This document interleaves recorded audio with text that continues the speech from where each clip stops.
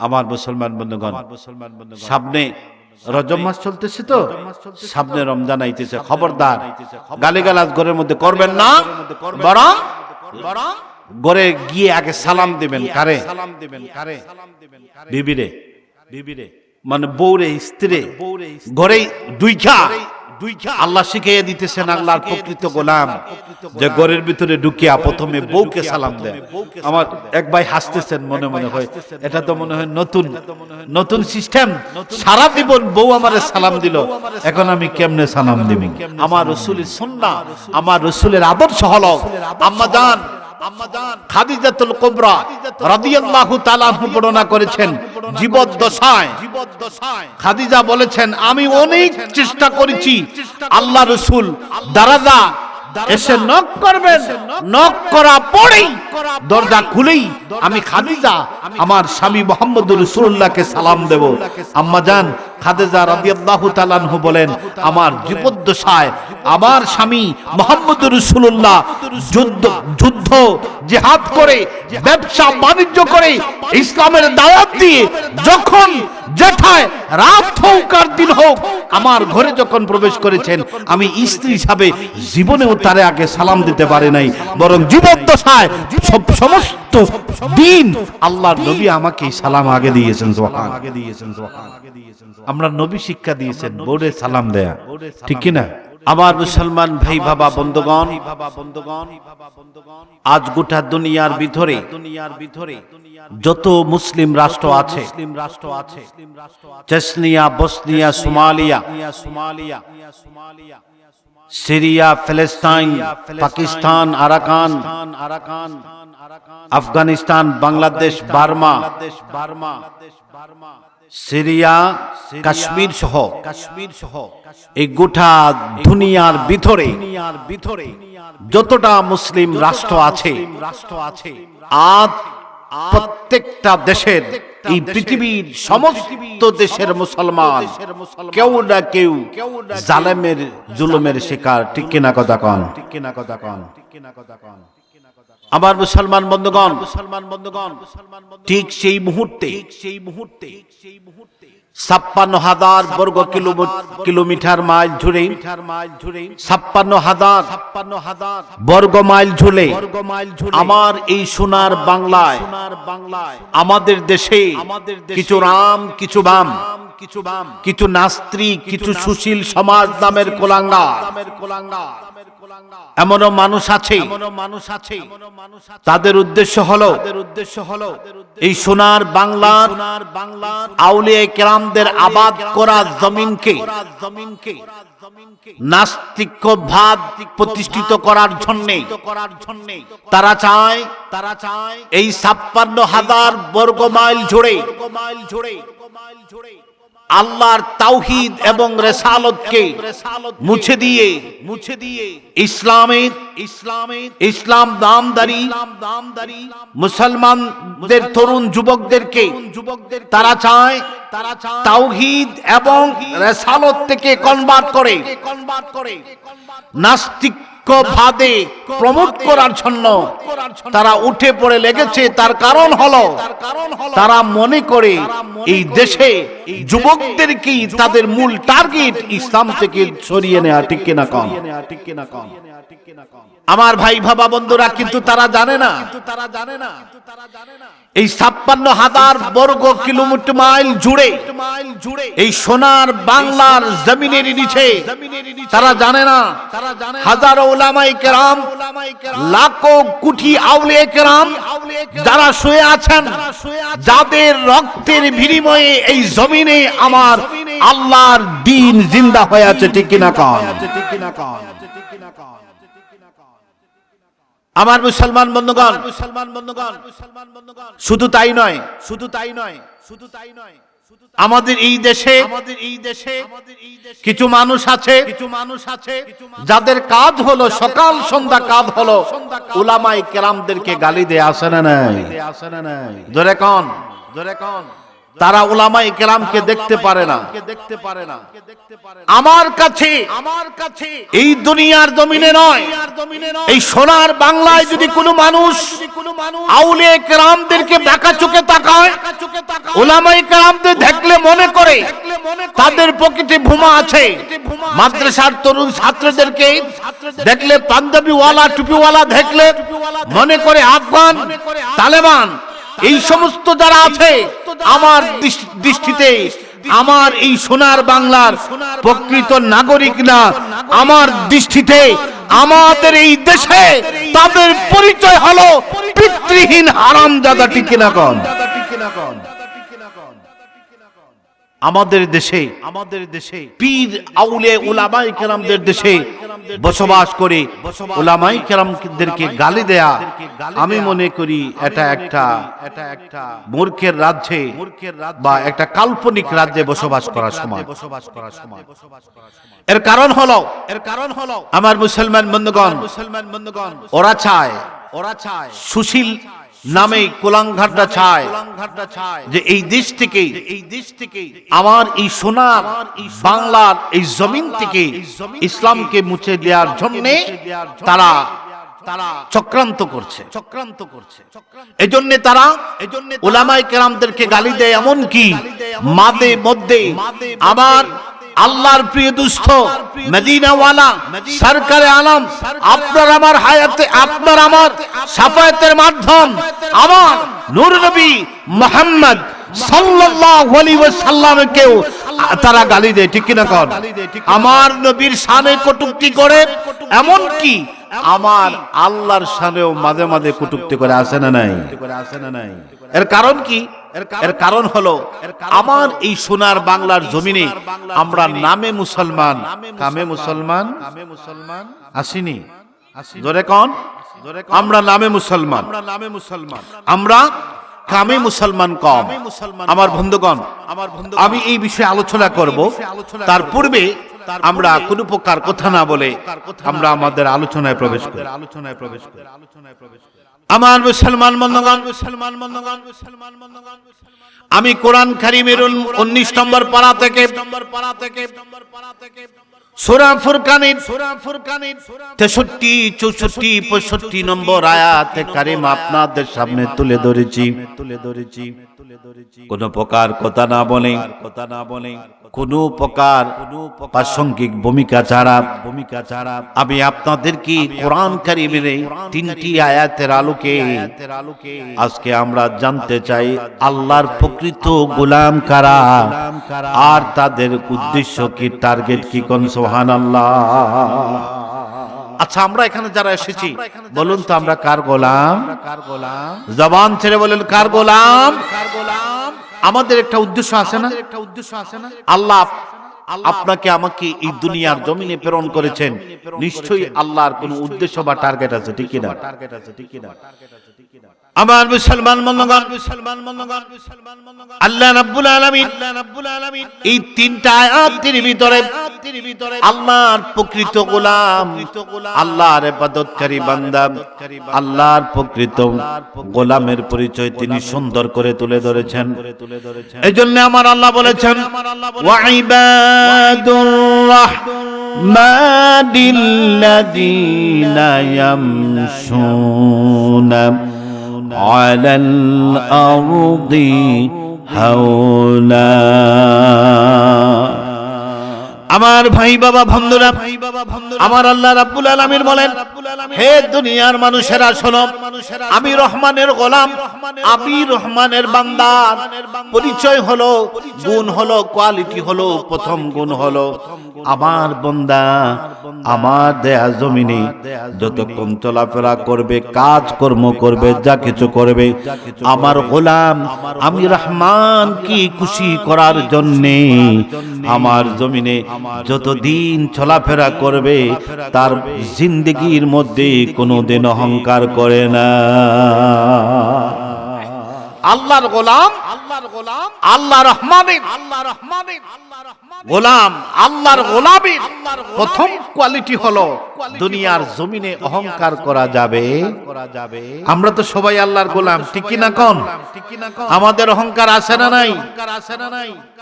কি কোন? সবাই আল্লাহর ওলি নাকি? বুঝা যায় যারা আছেন সবাই আল্লাহর ওলি আইছে, কোনো অহংকার নাই।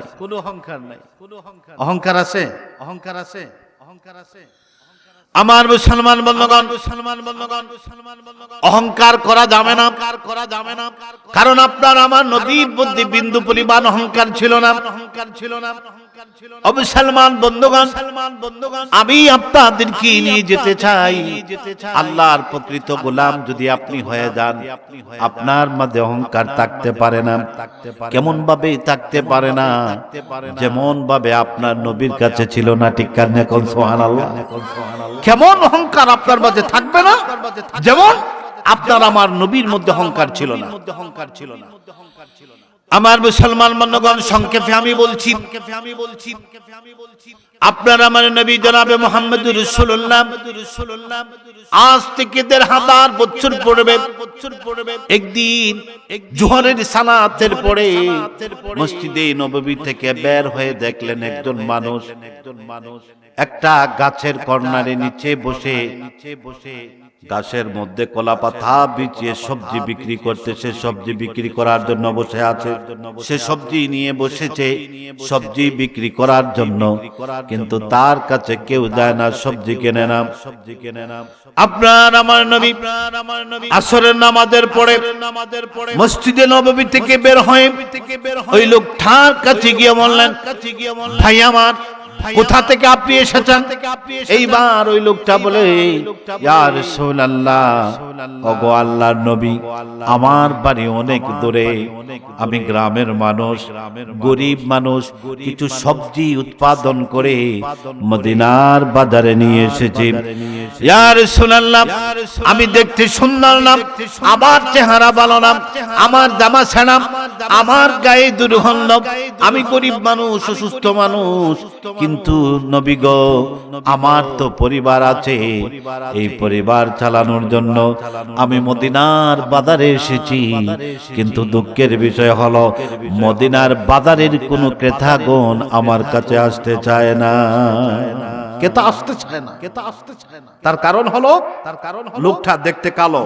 আমার মুসলমান ভাই বাবা বন্ধনা, আপনার আমার নবীর অহংকার কেমন ছিল না? বিন্দু পরিমাণ অহংকার ছিল না। তার প্রমাণ দিচ্ছি। আমার নবী বলেন, ভাইরি, আপনি কোথা থেকে এসেছেন?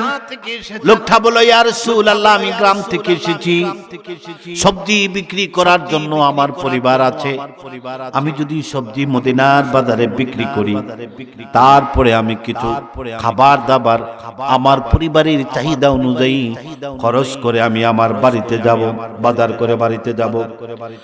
ইয়া রাসূলুল্লাহ, কিছুক্ষণ পর সন্ধ্যা হয়ে যাবে, আমি তো মদিনার বাজারে আমার উৎপাদিত সবজিগুলা বিক্রি করতে পারলাম না গো নবী। ইয়া রাসূলুল্লাহ, এই মুহূর্তে যদি আমি আমার সবজিগুলা বিক্রি না করে আমি আমার বাড়িতে যাই, আমার বিবি আছে, আমার বাচ্চা আছে গো নবী, আমিও তো একজন মানুষ, আমি তো একজন স্বামী, আমি তো একজন বাবা, স্বামী হিসাবে আমার স্ত্রীর সামনে আমার মুখটা কেমনে দেখাই, বাবা হিসাবে সন্তানের সামনে কি জবাব দেই? সন্তান যখন বলবে, বাবা আপনি আমার জন্য কি নিয়ে এসেছেন? এই কথা বলে আল্লাহর গোলাম কান্না শুরু করে দিল। আমার নবী আর দেরি করলেন না, ওই লোকটার পিছন দেখে গিয়া দুইটা হাত ঢুকায়া মদিনার বাজারে দেখে দেখে বলেন, ও মদিনাবাসী, শোনো শোনো শোনো, দেখে যাও দেখে যাও, ও কিন্তু আমার গ্রামের বন্ধু, আমার বন্ধু গ্রাম থেকে এসেছে সবজি বিক্রি করার জন্য। আমি পরিচয় করে দিলাম, তোমাদের যা যা লাগে আমার বন্ধুর কাছ থেকে তোমরা কিনে নাও। আমার মুসলমান বন্ধুগণ, এইবার ওই লোকটা কুৎসিত কালো বর্ণের লোকটা, যার গা থেকে দুর্গন্ধ বের হয়। আমার ভাই বাবা বন্ধুরা, এইবার ওই লোকটা তাকায়া দেখে এতক্ষণ মদিনার মানুষ তার কাছে আসতো না, এখন মদিনার বড় বড় ব্যবসায়ী, এখন মদিনার বাজারের সবচেয়ে বড় ধনাঢ্য ব্যক্তিবর্গ আমার নবী যখন বন্ধুর পরিচয় দিলেন, সকলে এসে তাকে জড়ায়া ধরে। আগে যারা তার সবজি কিনে নাই, এখন ডাবল ডাবল দাম দিয়ে সবজি কিনে।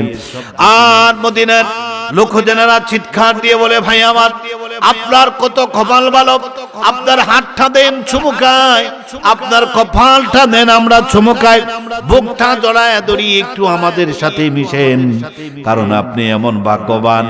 এই মদিনার সুলতান, মদিনার বাদশাহ, দু জাহানের কান্ডারি রাহমাতুল লিল আলামিন তোমাকে বন্ধু বানায়া নিছে। আমার রাসূলের অহংকার ছিল,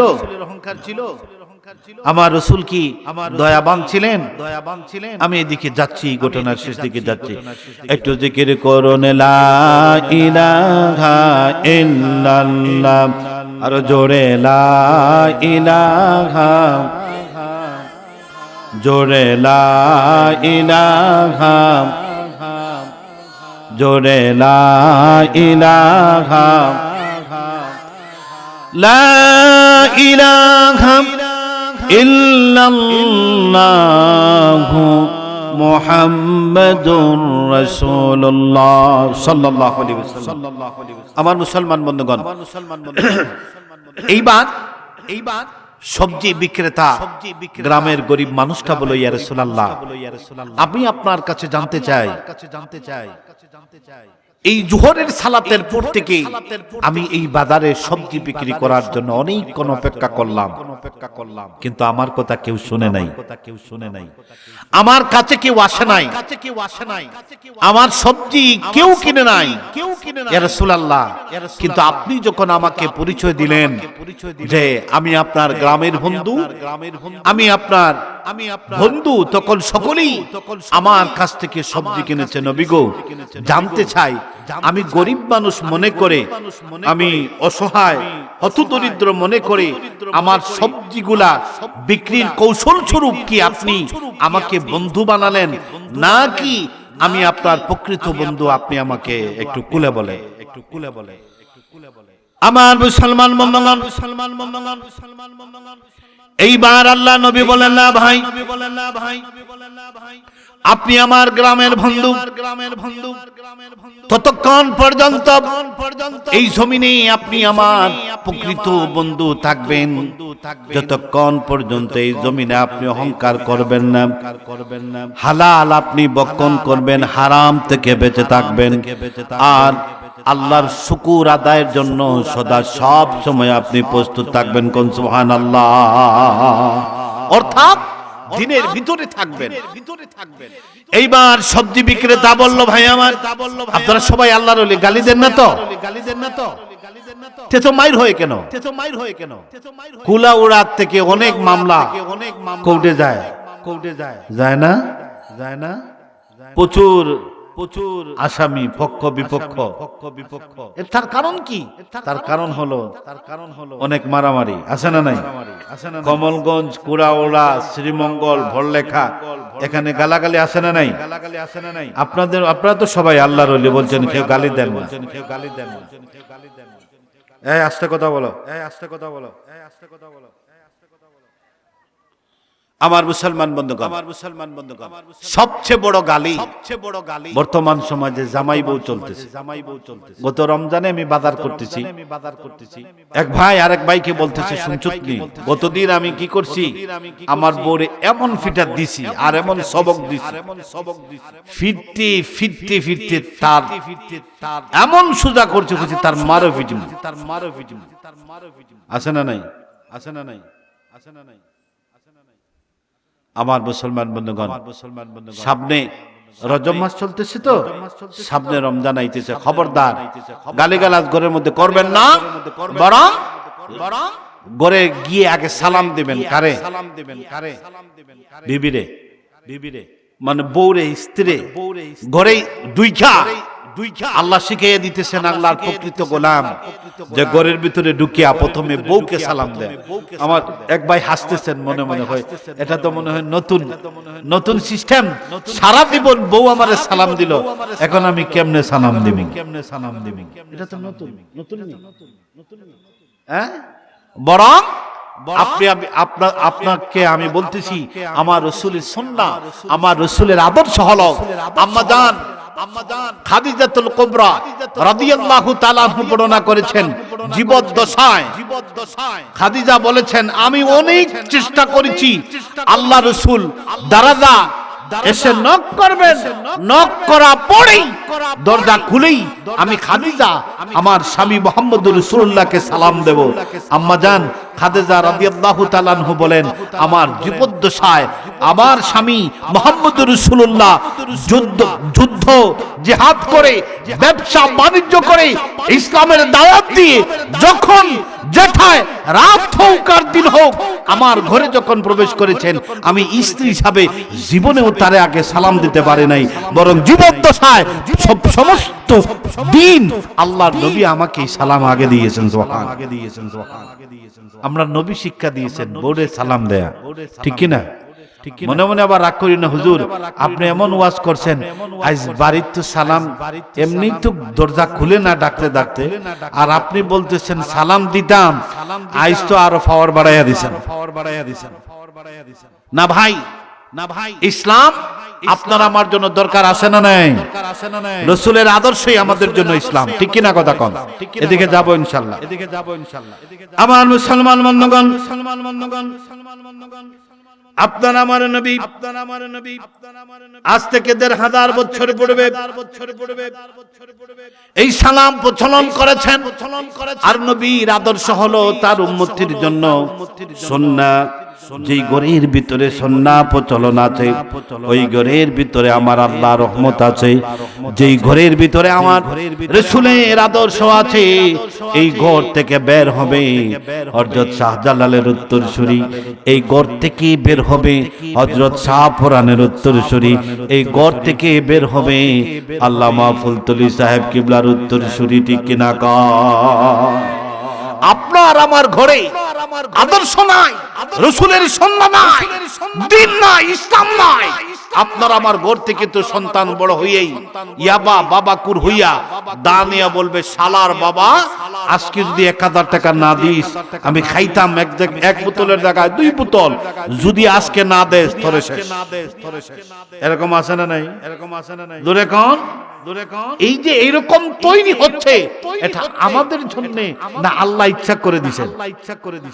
কোন না কথা কোন না আমাদের বলে এজন্য আমার মুসলমান বন্ধুগণ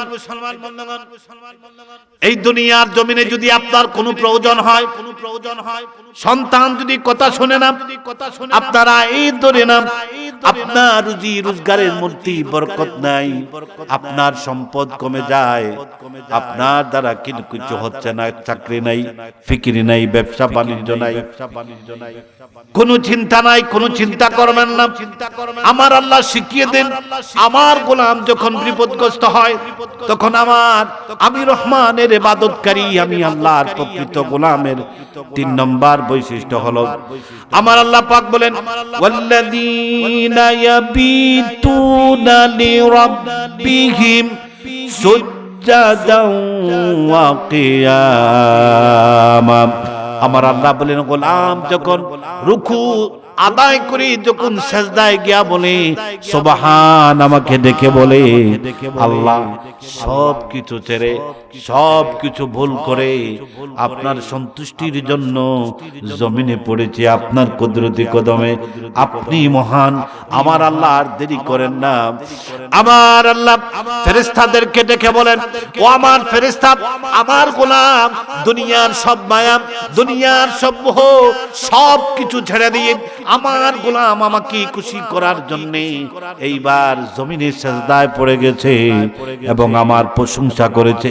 ও আমার ফেরেশতারা আর সময় নিও না, সময় নিও না, তাড়াতাড়ি করে আমার গোলামের যা প্রয়োজন সব কিছু আমি আল্লাহর পক্ষ থেকে পূরণ করে দাও। কথা বোঝা যায়? কথা বোঝা যায়?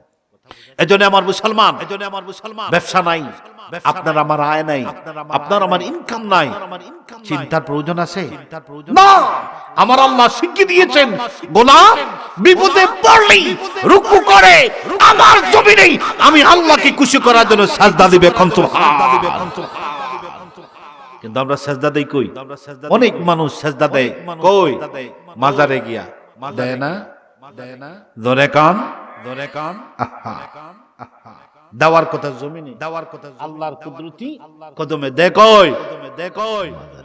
আপনারা দেননি বা আমরা সবে দিতাম নি, সাজদার মালিককে শুধুমাত্র আল্লাহকে,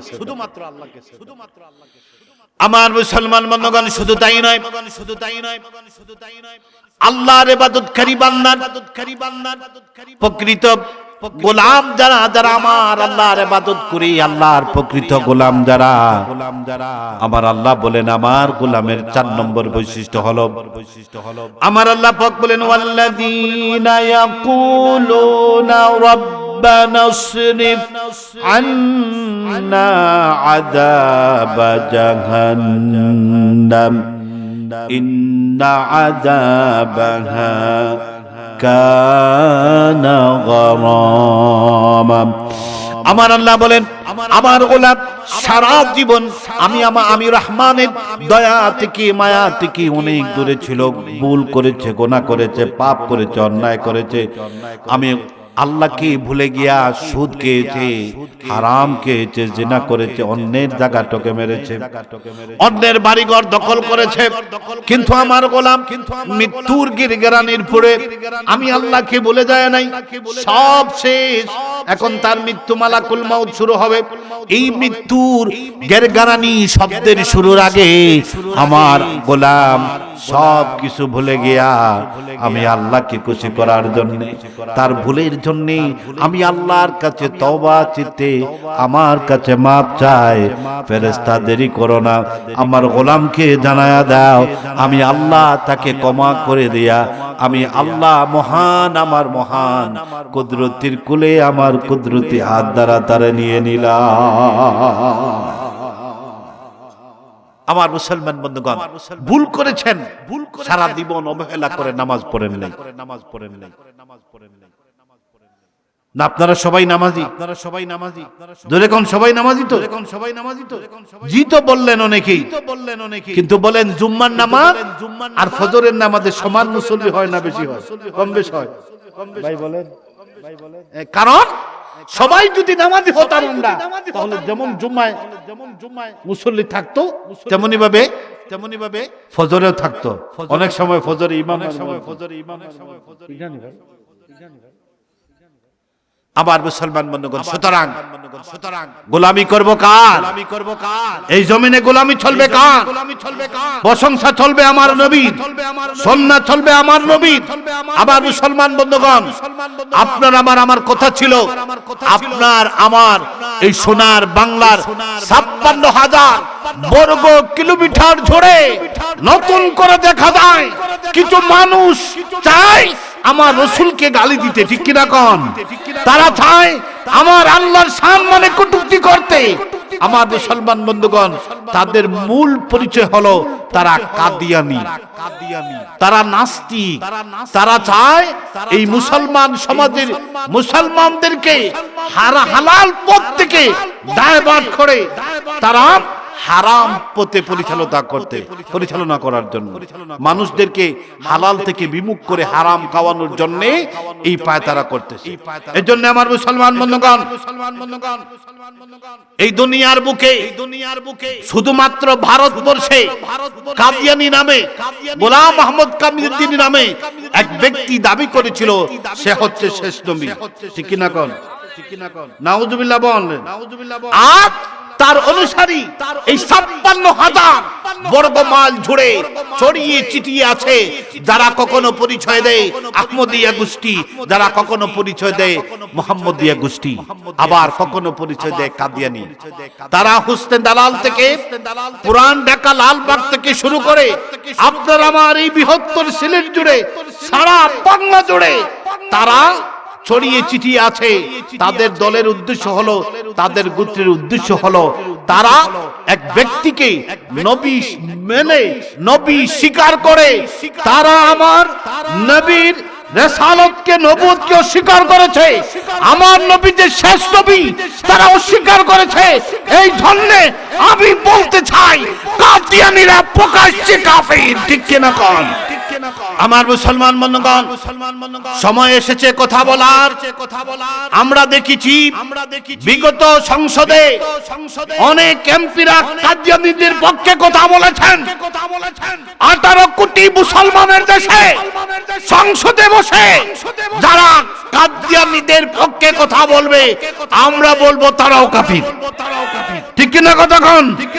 সুতরাং মুসলমান কাদিয়ানীদেরকে যারা কাফির বলবে না, তাদেরকে যারা সাপোর্ট দিবে, তাদের পক্ষে যারা নীরব থাকবে তারা আমার রাসূলের উম্মত হতে পারে না। আমি বলতে চাই তারা সরাসরি কাফের। এজন্য আমার মুসলমান বন্ধুগণ, সময় এসেছে উলামায়ে কেরাম, সময় এসেছে মুসলমান নবী প্রেমিক আল্লাহ প্রেমিক গুলা আজকে সমাজের গুরুত্বপূর্ণ দায়িত্বে যাওয়ার, ঠিক কিনা কোন? আপনারা আমরা আজকে দেখা যায় আমাদের সাবরেজিস্ট্রার অফিসে গেলে একটু দিলে জাল দলিল কইরা দেয়, ঠিক কিনা? আরেকজনের জায়গা আমার নামে কইরা দেয়। আসামি ধরছে, আপনি যদি 2-3টা বান্ডিল দিয়ে দেন, আসামিকে সালাম দিয়ে ছুটাইয়া দেয়। এরকম আছে না নাই? তার কারণ হলো আমাদের কপাল বড় পুরা, কারণ আমরা মুসলমান ওই জায়গায় যেতে পারি না আমার রাসূলের আদর্শ নিয়ে। আমরা মুসলমান, আমরা যদি আমার রাসূলের আদর্শ নিয়ে ওই পার্লামেন্ট থেকে শুরু করে সরকারি সব জায়গায় উলামায়ে কেরাম নবী প্রেমিক সুন্নাহ মুতাদর্শী মানুষ যদি থাকতো, তাহলে আজকে কোথাও ঘুষ চলতো, কেউ কারো জলিল, কেউ কারো জায়গা জমি জাল দলিল করে নিতে পারতো। আমার মুসলমান বন্ধুগণ, এই জন্য আমি অনেক সময় পাবো, তাই একটু এদিক সেদিক যাচ্ছে। আপনারা কি রাগ করতেছেন?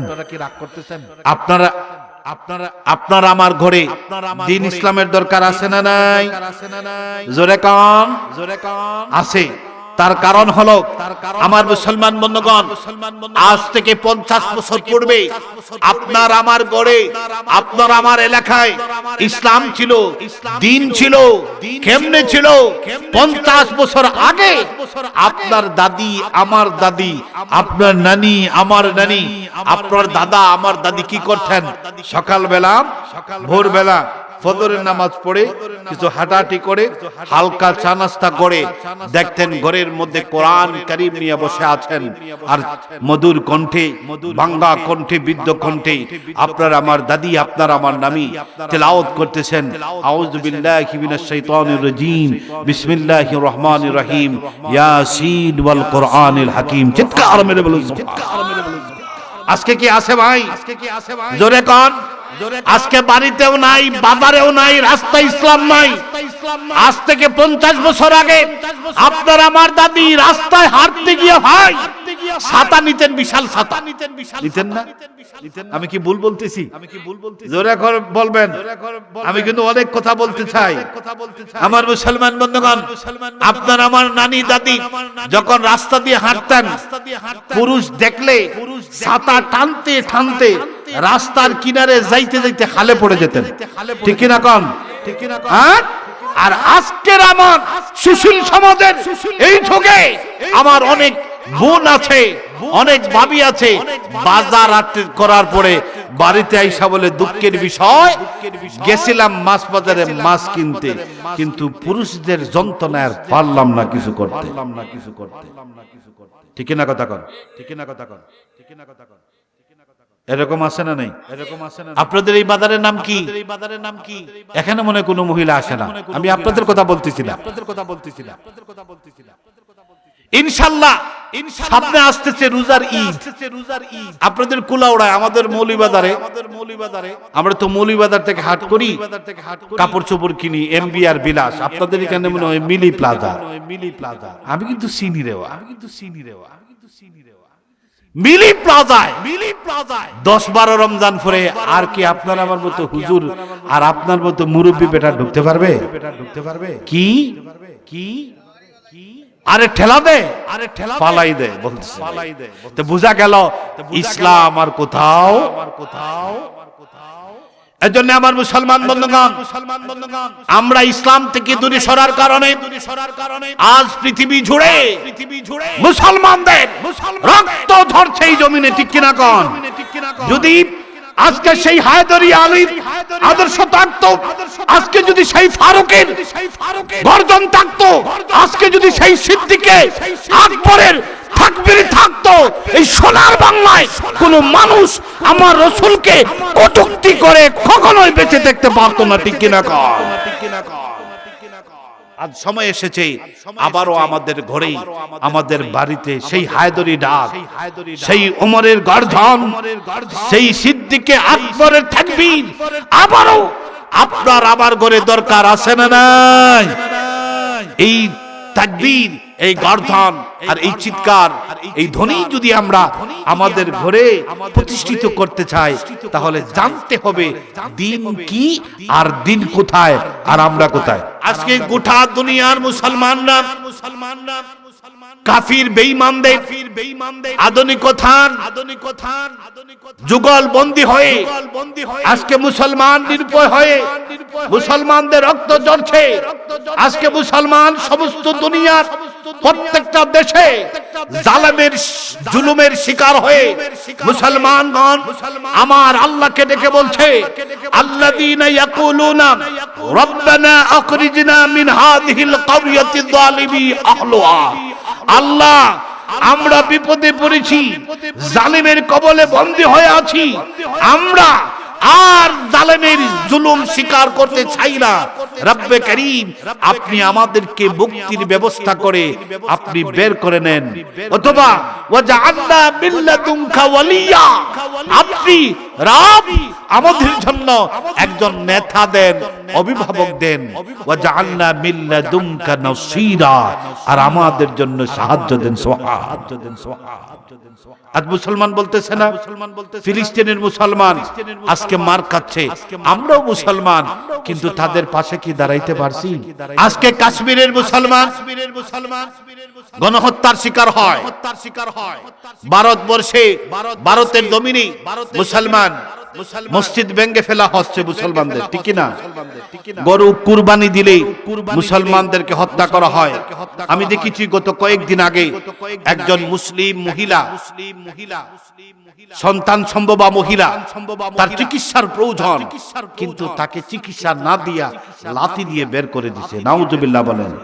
এর কারণ হলো মুসলমান আমরা আমাদের নৈতিকতা, দ্বীন এবং ইসলাম রাসূলের আদর্শ থেকে অনেক পিছনে সরে আসার কারণে আজকে আমাদের এই দুর্দশা, ঠিক কিনা?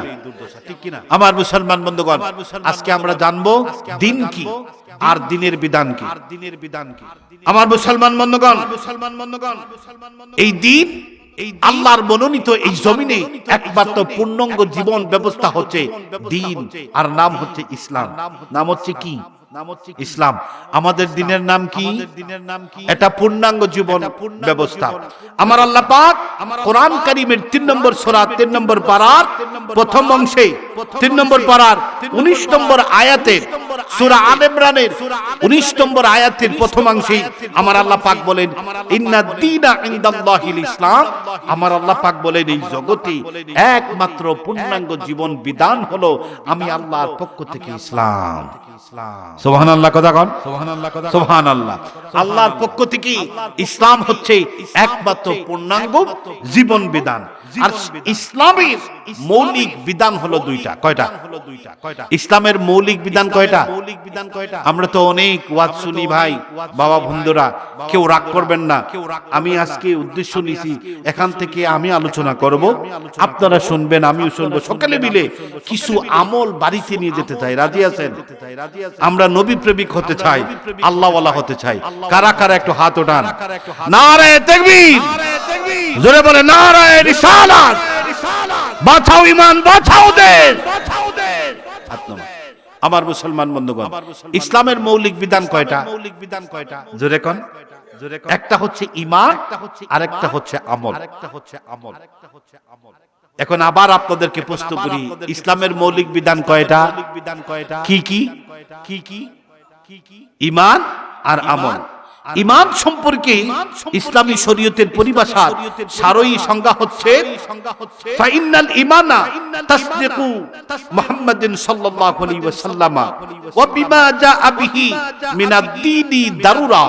রাসূল করিম সাল্লাল্লাহু আলাইহি ওয়াসাল্লাম আপনার আমার জন্য আল্লাহর পক্ষ থেকে যে বিধানগুলো নিয়ে এসেছেন, দ্বীনের জন্য, দ্বীনের প্রয়োজনে যা কিছু নিয়ে এসেছেন, যা করণীয় আমাদেরকে শিখিয়ে দিয়েছেন, যা বর্জনীয় পরিত্যাগ করার বিষয় আমাদেরকে শিখিয়ে দিয়েছেন, সেটা হচ্ছে ঈমান। জোরে কর না সুবহানাল্লাহ। আমার বন্ধুগণ, আপনার আমার দেশে আমার রাসূলের, আমার আল্লাহর পক্ষ থেকে আমার রাসূলের যে প্রতিষ্ঠিত কায়েম করা যে দ্বীনের প্রথম বিধান হলো ঈমান। ঈমান হলো আমার নবী যা বলেছেন গ্রহণ করা, তা আমরা গ্রহণ করব। নবী যা বলেছেন বর্জন করা, বাদ দেওয়ার কথা, যেটা আমরা করব না, এটা আমরা করব না। এখন আপনি আপনাদেরকে বলতে চাই, সুদ খাওয়া হারাম না আরাম? কোনটা হালাল, কোনটা হালাল? সুদ খাওয়া হালাল না হারাম? আমারও তো বেড়া লাগতেছে, কেউ রাগ করবেন? এটা হারাম না হালাল?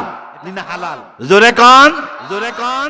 আমার মুসলমান বন্ধুগণ, দ্বীন আজকে কোথাও নাই, আমাদের মসজিদেও নাই। তার কারণ হলো আমরা দ্বীন থেকে সবচেয়ে দূরে। আমার রাসূল বলেছেন সুদ খাওয়া যাবে না, অথচ মসজিদের সবচেয়ে বড় বুজুর্গনে কেরাম মুসল্লি যিনি সব সময় করেন, ইমাম মুয়াজ্জিনের ভুল ধরেন, সে খুঁজ দিয়ে দেখা দেয় এই সমাজের সবচেয়ে বড় সুদখোর। ঠিক কিনা কথা? ঠিক কিনা কথা?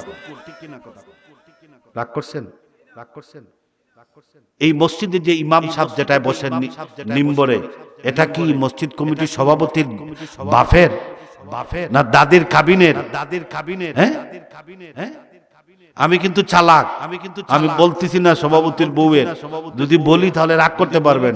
দাদি তো ঢঙ্গের বিষয়, এজন্য আমি বলতেছি দাদির নাকি নানির কাবিনের। এই মসজিদের মিম্বর হচ্ছে আমার রাসূলের, সেখানে ইমাম সাহেব বসবেন, ইমাম সাহেবের নেতৃত্বে সব চলবে। ঠিক কিনা মুসলমান? দুঃখের বিষয় আজকে আমাদের সমাজে যেখান থেকে দ্বীন শিখার কথা, ওই জায়গায় দেখা যায় ইমাম সাহেব কথা বলতে পারে না, তার লাগাম টেনে ধরা হচ্ছে। আমি বলি, যেই নিম্বরে কথা বলা যায় না, ওই নিম্বরের দায়িত্ব যিনি আছেন আমার ভাই, আপনি এই মিম্বরে বসবেন না, কারণ এই মিম্বর আমার রাসূলের না। যেখানে স্বাধীনভাবে ইমাম কথা বলতে পারবে সেই মিম্বরে যান। মিম্বর যদি না পান, রাস্তায় গিয়ে রিক্সা চালান, এরপরে আপনি আল্লাহর কাছে দামি।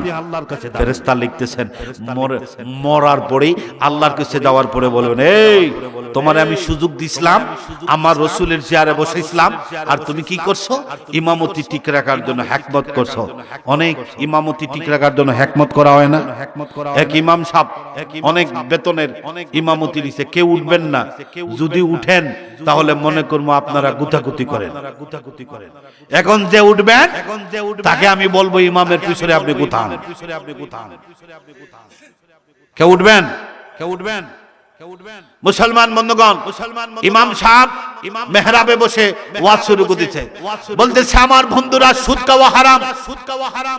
মুতল্লি সাহেব বলে, ইমাম সাহেব মনে মনে চিন্তা করে, আয় রে বাবা রে, এনদিকে হেডা আছে, তাহলে তো আমার আগামী শুক্রবারের আগে ইমামতি সব আটাইতে পারবো। যখন না আইসি যখন কিছুদিন থাকি এটা করা যাবে না, ওইটা বাদ দিয়ে গেছে ঘুষে। ঘুষ বুঝেন তো? কোনটা? টেবিলের নিচ দিয়া সিসি ক্যামেরা আছে। হ্যাঁ, ব্যাগের ভিতরে ঢুকাইয়া আছে না? নাই? চায়ের দোকানে গিয়া সিসি ক্যামেরা তো। আমার মুসলমান বন্ধুগণ, এইবার ইমাম সাহেব বলতেছে, আমার ভাই বাবা বন্ধুরা, আমি ওয়াজ চেঞ্জ করলাম। আমাদের দেশে ঘুষ খাওয়া, ঘুষখোর বেড়ে গেছে, সুতরাং এই সমাজে ঘুষ খাওয়া যাবে না। এইবার সেক্রেটারি সাহেব বলতেছে, কয় না, চাকরি যখন করতাম আর দুনিয়ার জমিনের উপরের ওয়াজ করব না, জমিনে যা চলে তা বলবো না, চাকরি করতে হবে, ইমামতি টিকাতে হবে। ডাইরেক্ট কবরে গিয়ে বলতেছে, শোনো বন্ধুরা, খবরের প্রথম রাত আমার আল্লাহই করবেন, সেই করবে। সব বলে সুবহানাল্লাহ। মুসলমান, আমাদের সমাজে মানুষ মনে করবে ইমাম সাহেব তিনি ইমামতি করবেন, মানুষদেরকে নামাজ কালাম শিখাবেন, আর কিছু করবেন না। না ভাই, আপনি যদি আমার রাসূল যে দিন শিক্ষা দিয়েছেন, আল্লাহর মনোনীত দিনকে যদি আপনি মানেন, তাহলে আপনার এলাকার সবচেয়ে বড় বিচারী, আপনার এলাকার সবচেয়ে বড় নেতা, আপনার এলাকার সবচেয়ে বড় শাসক হচ্ছে আপনার ইমাম। ঠিক কিনা? ভাই কোনো অসুবিধা নেই, আমার মুসলমান বন্ধুগণ। সুতরাং শুধু ইমাম বলছি না, আজ থেকে ওয়াদা নেন, এই সমাজকে সুন্দর করে সাজানোর জন্য, এই সমাজকে সুন্দর করে সাজাতে হলে প্রত্যেকটা ঘরে কোরআনওয়ালা জন্মের দরকার আছে না নাই? কোরআনওয়ালা দরকার আছে না নাই? এই কোরআনওয়ালা কি এমনি এমনি আসবে না আল্লাহর কাছে চাওয়া লাগে? ওয়াজ যদি আগামী বছর না হয় কোনো সমস্যা নাই, কিন্তু আল্লাহ আমাকে জবান দিয়েছেন বলার জন্য, সুযোগ দিয়েছেন। আমি অসুস্থ মানুষ, প্রথমে ওঠার পরে কথা বলতে পারতেছি না, কিন্তু আপনাদের দোয়া এখন দেখি বের হইতেছে। আমার মুসলমান বন্ধুগণ, আমরা শিখলাম ঈমান, এরপরে হচ্ছে আমল, এরপরে কি? জোরে কান, আমল। আমল কি? আমলের নাম হচ্ছে কাজ করা। আমল কি? কাজ, সাধনা। আপনি যেটা করবেন এটার নাম হচ্ছে আমল। এই আমলের ভিতরে শুধু নামাজ, রোজা, হজ, যাকাত আর সদকা দেয়া, মানুষকে সাহায্য করা। বিপদ পড়ছে, হুজুর 20-25 জন নিয়া 200 টাকা 300 টাকা হাতে ধরাইয়া কিছুক্ষণ তাসবিহ পড়ায়া কিছুক্ষণ কোরআন খতম দিয়া এরপরে আল্লাহর কাছে ফরিয়াদ করলেন, আল্লাহ এই সেই। কয়েকদিন পরে খতম করাইতে খতমে আর কাজ হয় না। এরপরে বলেন, আগে হুজুরটা ভালো ছিল, তারা দোয়া করলেই দোয়া কবুল হইতো, আর এখন এত কিছু করি এরপরে কবুল হয় না। হুজুরের দোষ না, দোষ তো আপনার কপালে। দুষ্কার জোরে কান, কপালে। আগে হুজুর আপনার বাড়িতে যাইতো, আপনার বিবি থাকতো ঘরে, এখন আপনি ঘরে গিয়ে রাইখা বলেন, শুনছনি ইমাম সাহেব আইছেন, তাড়াতাড়ি দরজা করুন। ইসলাম আসে না গেছে? জোরে কন, ইসলাম আসে না গেছে? আপনাকে মানতে হবে ভাই, চোখকে হেফাজত করতে হবে, দিলকে, আপনার মনকে, আপনার কলবকে আপনি শাসন করতে হবে, পরিশুদ্ধ করতে হবে। আপনার আমল, এটা হচ্ছে আমল, সত্যকে সত্য বলা, অসত্যকে অসত্য বলা। এই জন্য আমার মুসলমান বন্ধুরা, এই দুনিয়ার জমিনে আমরা মুসলমান, আমাদের ধর্মের নাম হলো ইসলাম, আর ইসলামের মৌলিক বিষয় 2 নম্বর বিষয়ের নাম হলো আমল। আমলটা কেমনে হবে? আমার আল্লাহ রাব্বুল আলামিন তার দুষ্ট প্যারা নবী মুহাম্মদ সাল্লাল্লাহু আলাইহি ওয়াসাল্লামের মাধ্যমে জানিয়ে দেন। আমার আল্লাহ পাক কোরআন কারীমের 4 নম্বর পারা 3 নম্বর সূরা আল ইমরানের 110 নম্বর আয়াতে আমার আল্লাহ বলছেন, কুনতুম খায়রা উম্মাতিন উখরিজাত লিন-নাসি তা'মুরুনা বিল মা'রুফি ওয়া তানহাউনা আনিল মুনকার। আমার মুসলমান বন্ধুগণ, আমার আল্লাহ পাক বলেন, এই দুনিয়ার জমিনে আমার গোলামদের ভিতরে তারাই তো সবচেয়ে শ্রেষ্ঠ। এই দুনিয়ার জমিনে সবচেয়ে দামি, সবচেয়ে প্রশংসার দাবিদার আমি আল্লাহর কাছে সবচেয়ে প্রিয় যে মানুষগুলা সত্য কথা বলে। সত্য কাদের জন্য? ভালো কাদের জন্য? মানুষদেরকে উৎসাহ উদ্দীপনা যোগায় এবং হারাম এবং অসত্য কাজ থেকে নিজেকে ফিরিয়ে রাখে এবং অসৎ কাজে সব সময় আমি আল্লাহকে খুশি করার জন্য বাধার প্রাচীর হয়ে দাঁড়ায়। এই আমল বুঝছেন তো? আমল কি? কুনতুম খায়রা উম্মাহ, শ্রেষ্ঠ জাতি তারাই আমল করে ইসলামে। কোনটা?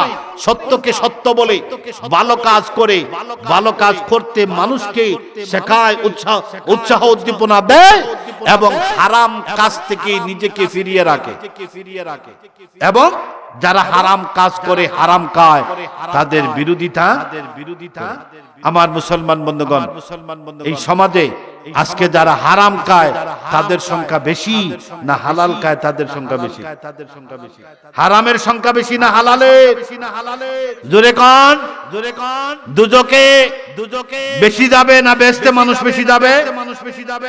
সুতরাং হারাম যদি সংখ্যায় বেশি হোক তাদের ঠিকানা হবে জাহান্নামী, আর হালাল যারা উপার্জনকারী, ভক্ষণকারী, তাদের ঠিকানা হবে জান্নাতে। আমার মুসলমান বন্ধুগণ, সুতরাং আমি যে একটু আগে বলছিলাম যে আপনার আমার গড়ে কোরআনওয়ালা, কিতাবওয়ালা হওয়ার জন্য আল্লাহর কাছে চাইতে হয়। কার কাছে চাইতে হয়? জোরে কম। এই চাওয়ার বিধানটা আমার আল্লাহ পাক কোরআন কারীমে 28 নম্বর সূরা 28 নম্বর পারার 66 নম্বর সূরা, সূরা আত-তাহরীমের 6 নম্বর আয়াতে আমার আল্লাহ পাক বলেন, ইয়া আইয়ুহাল্লাযীনা আমানু কু আনফুসাকুম ওয়া আহলিকুম নারা। এই ঈমানদারগণ, তোমরা যারা আমি আল্লাহকে এক এবং আমার কোনো শরীক নাই মনে করে আমার উপর যারা ঈমান এনেছো, তোমাদের মূল দায়িত্ব হলো তোমরা কি করো? কু আনফুসাকুম, নিজে, ওয়া আহলিকুম নারা, নিজে জাহান্নামের আগুন থেকে বাঁচো এবং তোমার পরিবার পরিজনকে জাহান্নামের আগুন থেকে বাঁচাও। এই জাহান্নামের আগুন থেকে নিজে বাঁচার জন্য আমার মুসলমান বন্ধুগণ, এই জাহান্নামের আগুন থেকে নিজে বাঁচার জন্য, পরিবার পরিজনকে বাঁচানোর জন্য আপনার আমার সাধনা থাকার প্রয়োজন, চেষ্টা থাকার প্রয়োজন। কিভাবে চেষ্টা করব, কিভাবে সাধনা করব?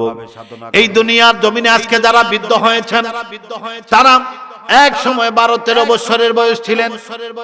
এই সময় এই বৃদ্ধ লোকগুলার মনে মনে জাগতো, আমি আর একটু বড় হলে, আমি একটু বড় হলে আমার মা বাবা আমাকে বিয়ে দিবে, আমি একজন জীবন সঙ্গী নিয়ে অনেক আনন্দ করে রাত্রি বেলা ঘুমাবো, অনেক মজা করব, ফুর্তি করব। এরকম আছে না নাই? এখনকার যুবকের আছে না নাই? চিন্তা লাগে না, ফোনেই সব কারবার হয়ে যায়। চিন্তা লাগে না, ফোনেই হয়ে যায়। আমার মুসলমান বন্ধুগণ, আমার আল্লাহ পাক আপনাদেরকে আপনাদেরকে দায়িত্ব দিলেন।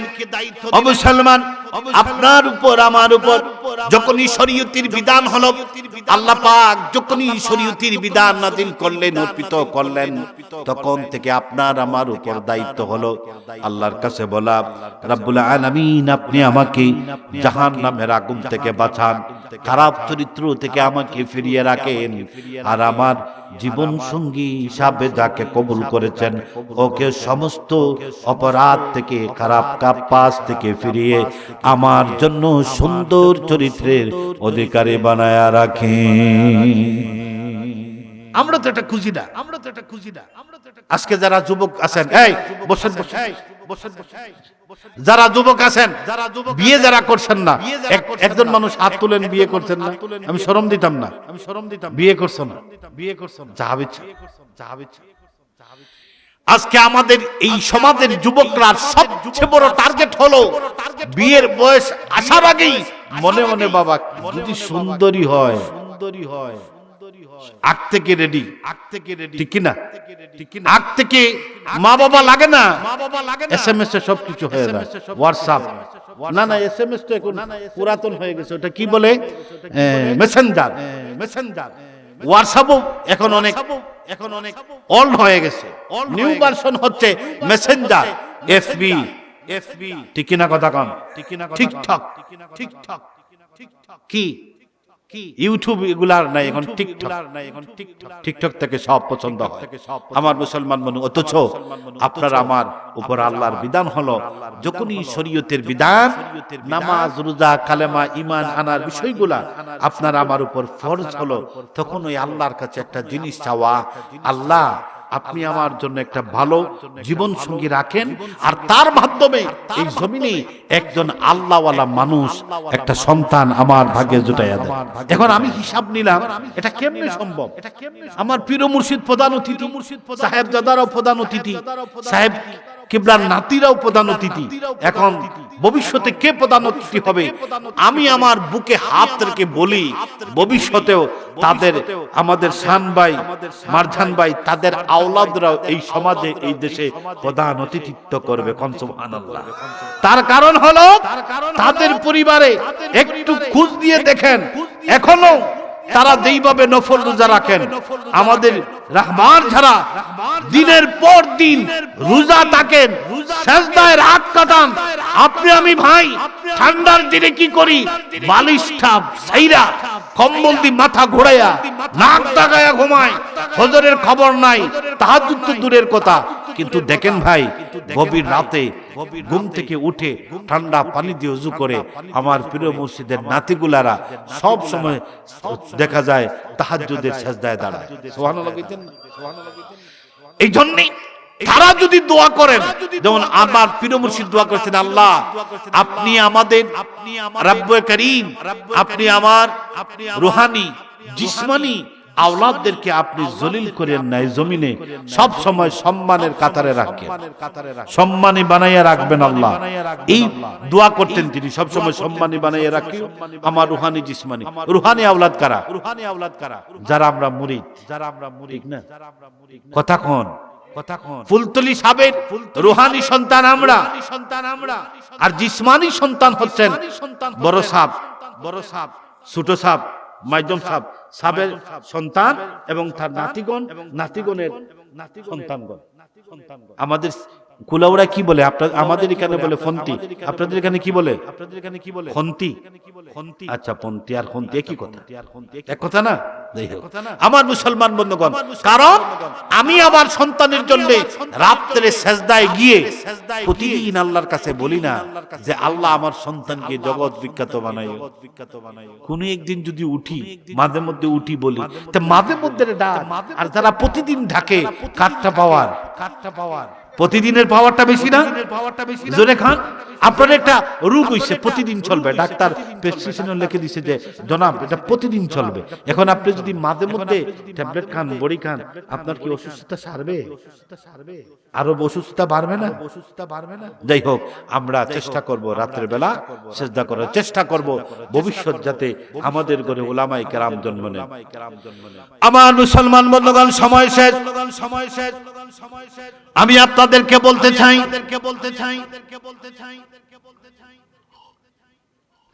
আজ থেকে অনেক দিন আগে এই দুনিয়ার জমিনে একজন জগৎ বিখ্যাত আল্লাহর ওলি, নাম ছিল আমির বিন আনাস।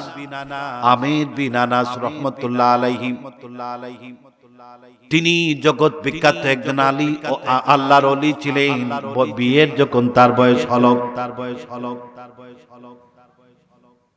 একজন যুবকের নাম, আল্লাহওয়ালা যুবক, আল্লাহর ওলি যুবক ব্যক্তির নাম আমির বিন আনাস রাহমাতুল্লাহ আলাইহি। তার যখন বিয়ের বয়স হলো, তখন তিনি আল্লাহর কাছে ডেকে বলেন, রব্বুল আলামিন, আমি বিয়ে করতে চাই, এই বিয়ের মাধ্যমে আমি আপনার কাছে একজন নেক সন্তান চাই, এমন একটি সন্তান চাই যেই সন্তান হবে আল্লাহওয়ালা, যেই সন্তান হবে ফরেজগারওয়ালা, যেই সন্তান হবে কোরআনওয়ালা, যার কাছে হাজার হাজার মানুষ বায়াত গ্রহণ করে আল্লাহর সঠিক পথে আল্লাহর দ্বীনের শিক্ষা অর্জন করবে, এমন সন্তান আমি চাই। এই জন্য আমির বিন আনাস সিদ্ধান্ত নিলেন, আমি যেহেতু একজন আল্লাহওয়ালা সন্তান চাই, এই জন্য আমাকে বিবাহ যেহেতু করতেই হবে, তাহলে এই সমাজ থেকে বাছাই করে একজন আল্লাহওয়ালা মেয়ে বিবাহ করতে হবে, ঠিক কিনা? ভালো সন্তান পাইতে হলে ভালো মেয়ের দরকার। তিনি বিয়ের জন্য সন্তান মহিলা খুঁজতেছেন।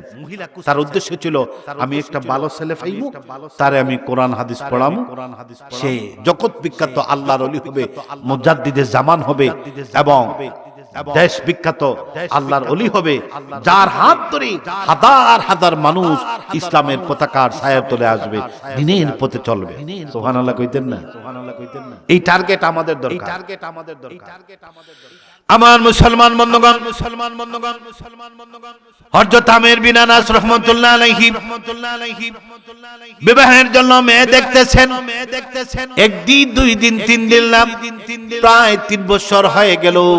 অনেক জায়গায় মেয়ে দেখতে যান, কিন্তু তার মন মতো হয় না, কারণ তার আর্থিক অবস্থা তেমন ভালো না। এই জন্য তিনি কোনো ভালো পরিবারেও যেতে পারেন না। যেখানে মেয়ে দেখতে যান, মেয়ে দেখার পরে যখনই তিনি প্রশ্ন করেন নামাজ কালাম কেমন জানো, দোয়া দুরুদ কেমন জানো, তখন দেখেন ওই মেয়ে দোয়া দুরুদ পারে না, নামাজ কালাম জানে না। তিনি ফিরে চলে আসেন। 3 বছর পর্যন্ত হয়ে গেল, তিনি মেয়ে খুঁজতেছেন, মেয়ে পান নাই। একদিন 3 বছর পরে একদিন জুমার নামাজ পড়ে যখন মসজিদ থেকে বের হন, রাস্তার মধ্যে তার এক বন্ধুর সাথে দেখা হয়ে গেল। তার বন্ধু ডেকে বলল, ও ভাই, আমার বন্ধু আমর বিন আনাস, আমার বন্ধু আমির বিন আনাস, শুনেছি তুমি বিবাহ করার জন্য মেয়ে খুঁজতেছো, একজন সম্ভ্রান্ত আল্লাহওয়ালা ফরেজগার মেয়ে তুমি খুঁজতেছো। বন্ধু আমার, ভালো তো দেখি সেই মেয়ে তুমি পাইছো কিনা? আমর বিন আনাস তিনি বর্ণনা করেন, না বন্ধু, আমি তো সেই মতো মলমতো আমি মেয়ে পাই না, কারণ এমন একটা মেয়ের সাথে আমি বিবাহ বন্ধনে আবদ্ধ হতে চাই, যেই মেয়ে আল্লাহওয়ালা হবে, যেই মেয়ে ফরেজগার হবে, যেই মেয়ে নামাজি, গভীর রাতে তাহাজ্জুদ গুজারি হবে, যেই মেয়ে সব চরিত্রের অধিকারী হবে। কারণ বন্ধু আমার বনি স্বপ্ন, আমি যাকে বিবাহ করব তার মাধ্যমে আমি আল্লাহর কাছে একটা সন্তান চাইব, আর আমার সন্তান হবে মুজাদ্দিদে জামান, আমার সন্তান হবে জগৎ বিখ্যাত আল্লাহর ওলি।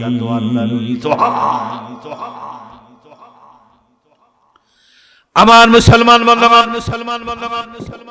হযরত আমির বিন আনাস রাহমাতুল্লাহ আলাইহি বন্ধু ডেকে বলেন, বন্ধু আমার, এবার যদি তোমার মনের ইচ্ছা থাকে তাহলে আর দেরি করো না, আমার কাছে একটি মেয়ে আছে, দেখতে তেমন সুন্দর না, শ্যামলা, দেখতে তেমন সুন্দর না, শ্যামলা, কিন্তু 30 পারা কোরআনের হাফেজা। আমার বন্ধু, আমি শুনেছি তার আপন ভাই আর মা বাবা ছাড়া কেউ তাকে দেখে নাই। চরিত্রবান মেয়ে, পর্দাওয়ালা মেয়ে, আল্লাহওয়ালা মেয়ে, নামাজি মেয়ে, 30 পারা কোরআনের হাফেজা। তুমি যদি চাও, তুমি যদি তোমার যদি মত থাকে বন্ধু, আমি আলাপ করতে দেখতে পারি। আমির বিন আনাস রাহমাতুল্লাহ আলাইহি বলেন, বন্ধু যদি এমন হয় আর কিছু লাগবে না, আর কিছু লাগবে না, যাও দাও, এই মুহূর্তে তুমি আমার বিবাহের প্রস্তাব দাও, বিবাহের ব্যবস্থা করো, আমি মেয়ে দেখতে যাব না। হযরত আনাস রাহমাতুল্লাহ, হযরত আমির বিন আনাস রাহমাতুল্লাহ আলাইহির বিয়ে হয়ে গেল। এক পর্যায়ে বিয়ে হয়ে গেল, তিনি আর মেয়ে দেখতে গেলেন না। এইবার বিবাহের তারিখ পড়ার পরেই বিয়ে হয়ে গেল। হযরত আমির বিন আনাস রাহমাতুল্লাহ আলাইহি বিবাহের রাত্রে তিনি তার স্ত্রীর ঘরে গেলেন। এখনো তার বউ বা স্ত্রীর চেহারা তিনি দেখেন নাই। হযরত আমির বিন আনাস রাহমাতুল্লাহ আলাইহি বিবাহের রাত্রে ফুলসজ্জা রাত্রে আমার মুসলমান বন্ধুগণ তার ঘরের ভিতরে প্রবেশ করলেন। তার স্ত্রী সাদা না কালো, দেখতে সুন্দর কেমন, তিনি তা না খেয়াল করলেন না, দেখলেন না। ওযু করে তার ঘরের ভিতরে প্রবেশ করলেন। ঘরের ভিতরে ঢোকে জায়নামাজ বিছায়া 2 রাকাত নামাজ পড়ে হাত উঠায়া আমার আল্লাহ তাআলার কাছে ডেকে ডেকে বলতেছেন, রব্বুল আলামিন আমার জীবন ভরা, আমার যৌবনে পদার্পণ করার পর থেকে আমি আমির বিন আনাসের একমাত্র ইচ্ছা ছিল আমার যখন বিবাহের বয়স হবে আমি বিবাহ করব।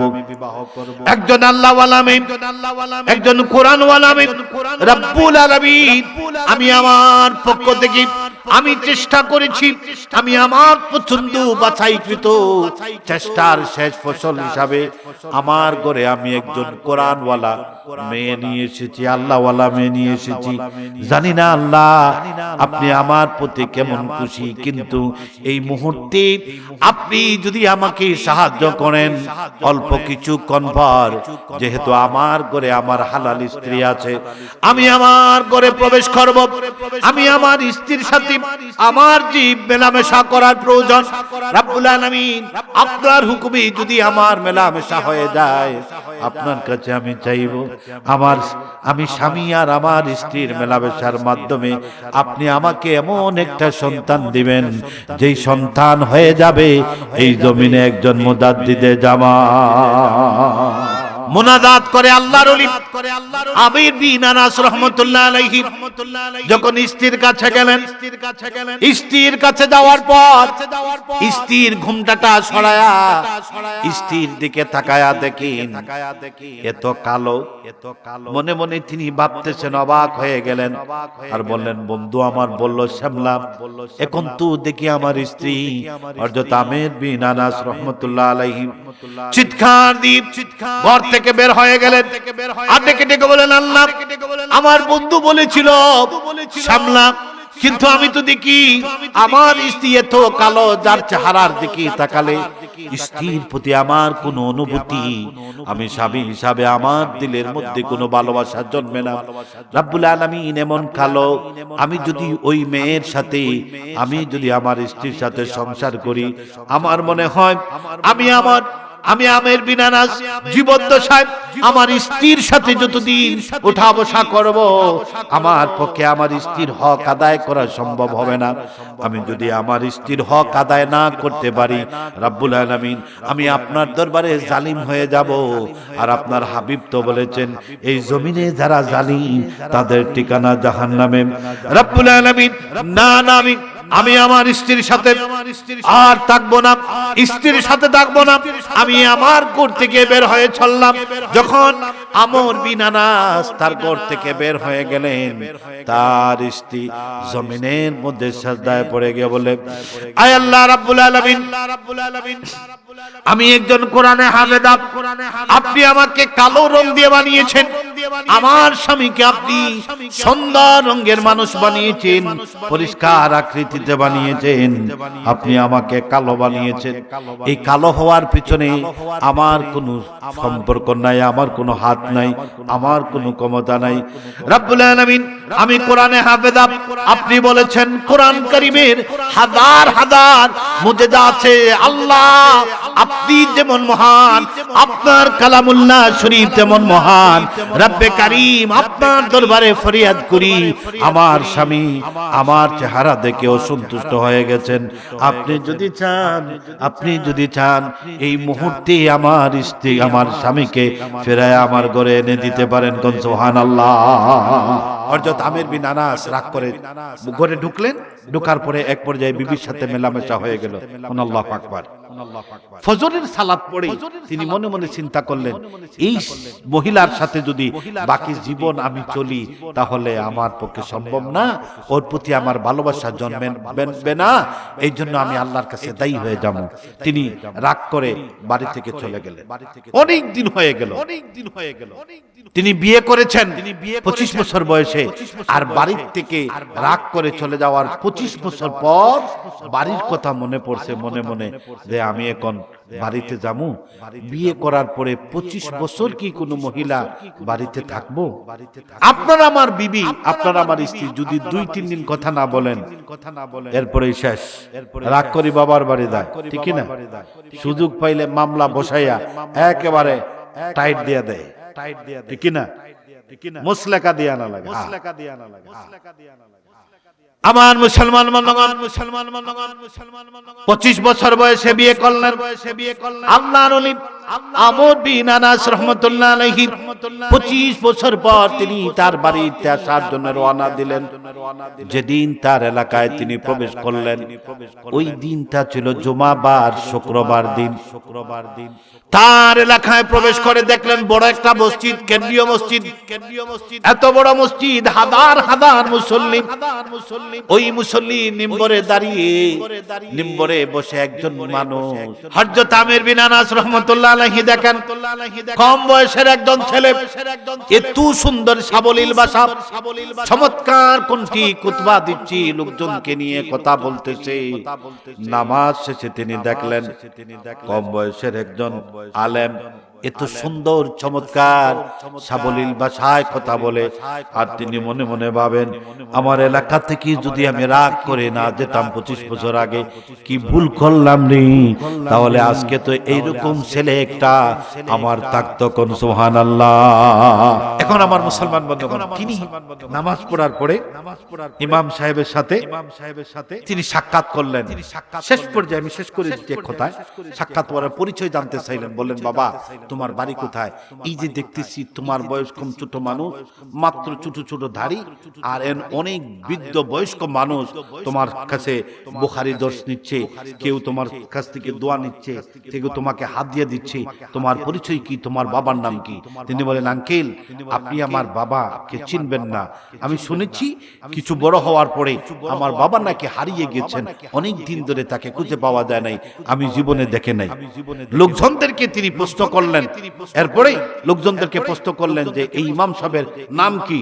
সব ইমাম সাহেব, সব লোকজন বললে, বাবা, আঙ্কেল বা চাচা, আপনি কোথা থেকে এসেছেন? আপনার থেকে আমরা চিনি না, জীবনে দেখে নাই। আর যিনি ওয়াজ করতেছেন আমাদের এই কেন্দ্রীয় মসজিদের ইমাম খতিব, যিনি খুতবা দিয়েছেন, তার নাম হচ্ছে ইমামে মালিক। সুবহানাল্লাহ। নাম কি? ইমামে মালিক। এইবার হযরত আমির বিন আনাস রাহমাতুল্লাহ আলাইহি ইমাম মালিককে বললেন, শেষ করে দিচ্ছি। যখন ইমাম সাহেবের সাথে, ইমাম মালিকের সাথে যখন আমির বিন আনাস রাহমাতুল্লাহ আলাইহি হাঁটতেছেন, মনে মনে ভাবতেছেন, এই তো দিকে আমার বাড়ির এলাকা, আমার বাড়ির রাস্তা। আচ্ছা দেখি এই ইমাম মালিক কোথায় যান।